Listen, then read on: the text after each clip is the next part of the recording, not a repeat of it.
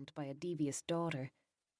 Only late the next day was the mother informed, by phone, the daughter safely back in Chicago, that the theft of these keys was for her own safety. The spare key had been accounted for. The mother had given it to her son for safekeeping. This fact should have been verified, of course, and was. Only the brother hadn't cared to admit to his sister when the idea of the key repossession was first proposed that he wasn't exactly sure where the spare one had gone. When asked, in fact, lied. Yeah, I have it right here. What did it matter, as long as the mother didn't have it?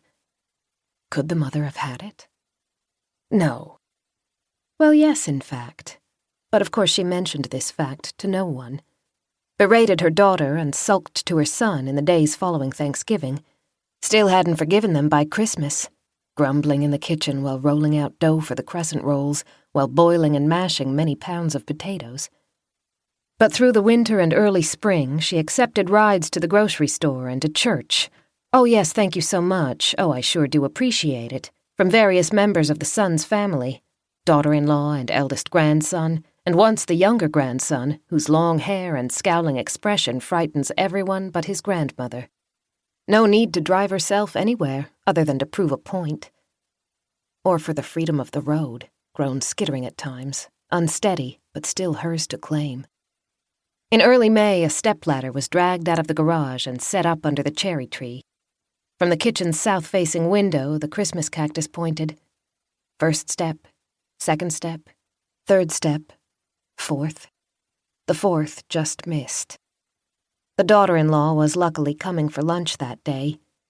Then the ambulance, crunching gravel, pulling up the lane to the house. Out jumped two men, one fat and one skinny. Steady hands and a stretcher. Easy now, don't you worry. The querulous reply, just a little fall, I don't need all this fuss. Back doors slamming shut on Wendy, you be sure to lock up the house. A phone call made from the kitchen. To the hospital, yes. Then the daughter-in-law, dutiful, closing doors, turning locks. Since then the house has stayed quiet. Days and weeks. 1 month. 2.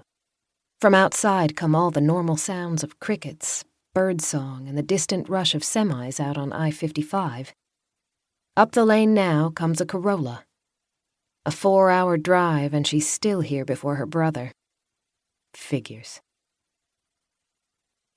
Debbie has a long drive from the northwestern suburbs of Chicago and a full-time job, which in her world means 60 hours on a good week, and this was not a good week. This week she had 5,000 pages of discovery to review, so Saturdays and Sundays are not exactly free time, especially not with a 10-year-old house that seems to have all the problems of a century-old one, perpetually running upstairs toilet, gutters that won't drain, signs of a carpenter ant infestation in the home office.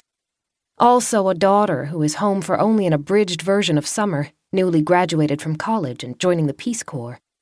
She's leaving in 2 weeks for Burkina Faso and is right now experiencing some very intense anxiety, some very long sessions of crying and unexpected malaise, wandering around the house trying to anticipate, aloud, what exactly she'll miss most about home once she's so far away. For once, she's eager to spend some good quality time with her mother, which hasn't happened in a long time, not since before the teenage years. And because Debbie is not just a hard-working lawyer, but a hard-working single mom, she has been trying her best to indulge her daughter's requests, including that she, Mal, join Debbie at the farm on Sunday, rather than driving down together today.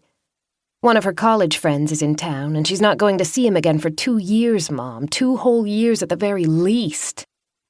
With so much to balance, one might think Debbie would have trouble getting down almost to Edwardsville by 10 on a Saturday morning with only this to look forward to, going room by room through the house where she grew up, where her mother has lived all 84 years of her life, deciding the fate of the furniture, the pots and pot holders, the cross-stitched pillows, the dusty artificial flowers in stem vases, all the things that won't fit into the 300-square-foot apartment in the assisted living center where Hazel has recently been moved. But here she is. 10 o'clock, and the sun is already barreling down on her head as she stands beside the car, listening to Chapter 7 of the latest book on tape checked out from the Orland Park Public Library. For 2 months, she's been coming down almost every weekend to see her mother. First in the hospital. To keep listening to this audiobook, I've left you a link in the description so you can do it, at no cost thanks to Audible's 30-day free trial.